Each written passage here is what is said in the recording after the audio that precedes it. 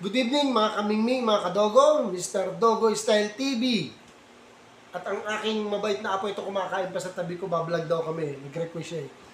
Well, sa tagal kong hindi nakakapag-vlog ng ganito, na nagsasalita in front of you, mga kadogo, no? Mga kamingming, dahil nga sa busy tayo sa ating trabaho. So, eto, papanahonan ko po ang katanungan ni Ma'am Arlene ng Cabanatuan City. Ang sabi niya po sa akin, at katanungan niya po sa akin, na ah, ano daw ang magandang ipainom para mas lalong mag-hit yung kanyang alaga.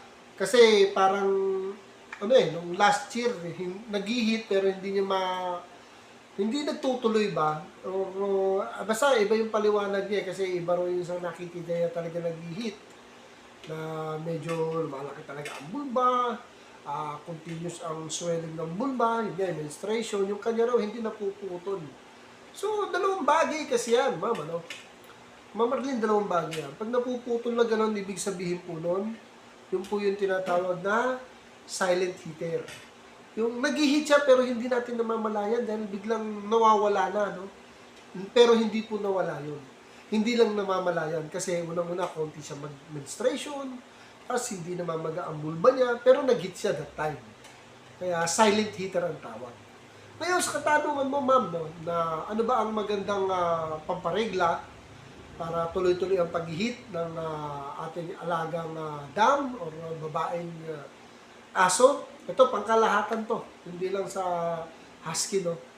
Sa pagkakaalam ko po, hindi ko po na-try yan eh. So, ang ipapayo ko sa inyo po, maganda daw.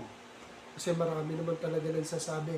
Maganda raw, makakatulong daw sa heat cycle ng ating alaga para mag-hit, yung Repamol daw.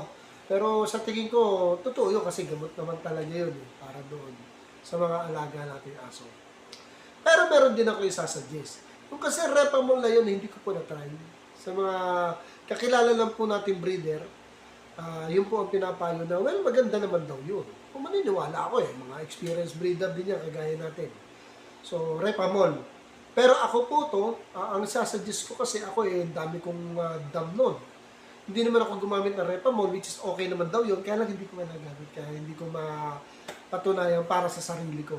Kaya ibibigay kong payo sa inyo, ako yung sistemang ginagawa ko, pag alam ko mag-hit nga yun, binavitamins ko na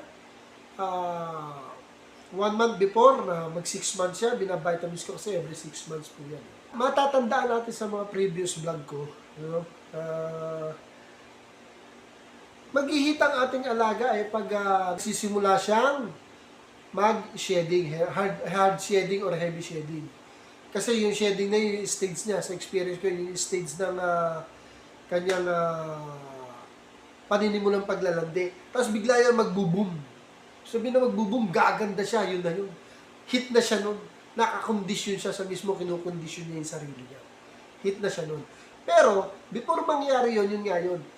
Binavitamins ko siya ng todo. Kasi bakit ko po binavitamins? Kasi para maging regular ang regla ng ating dam, siyempre kailangan masustansya yung katawan niya or nandun lahat yung mga vitamins sa katawan niya, yung supplement at yung mga alalay na mga dapat na dun sa katawan niya para mas lalong maganda yung heat cycle niya or yung regla niya. Kasi healthy siya. Yun ang purpose ng pagbabitamins ko. At hindi lang yun. Kailangan alagaan natin siya sa pagkain. Yung mga healthy food.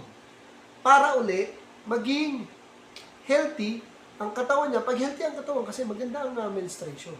Pero kung titipirin natin, hindi natin bibigyan ng masusustansyang pagkain, nakaka-apekto kasi yun sa kanilang heat cycle. Ang ganda yung sasabayan natin ng masustansya yung katawan niya habang siya ipapunta doon sa alam natin maglalandi na siya.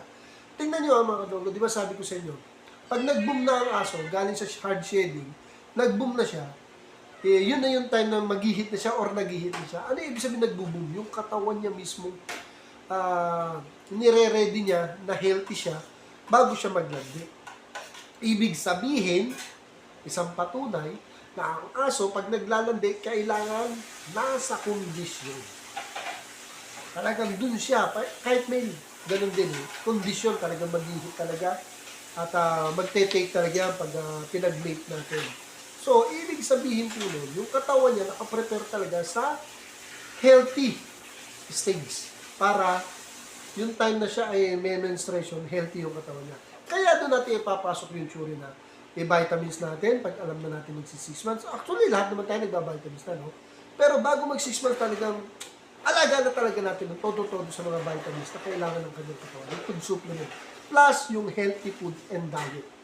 Malaking bagay yan, tandaan niya pag magpaparating na siya dun sa kanyang heat cycle para mag-landing. Okay? So, ma'am, yun po opinion ko bilang experienced dog breeder and I hope may natutunan kayo dito. At pasensya na kung ngayon nag-vlog ng ganito. Na-miss ko rin kasi yung ganito nag-vlog tayo harapan sa camera. No? Kaya lang talaga, lately talaga, medyo pagod talaga until now. Nag-i-enjoy naman ako sa aking trabaho, kaya ganito. Kaya, Ma'am Arlene, I hope meron akong nasabi sa inyo na makakatulong sa inyo sa inyong katanungan. Kung ano makakatulong para maging mas maganda ang pagka-regla ng ating dami. Yun lang po. Sabi daw nila, yun nga, ulitin ko, Retomol. Ngayon, kung susundin niyo po ako, mas maganda kasi alagaan din sa atin in the natural way. Yan sinabi ko, alagaan sa vitamins at sa masustansyang pagkain. The best na dala siya. So, dito na lang muna ako. Bye-bye na muna tayo. Hello, bye-bye. So, dito na lang po. Thanks for watching. Again, Mr. Doggy Style TV. Solid tayo, mga kadog-lover. Thank you for watching.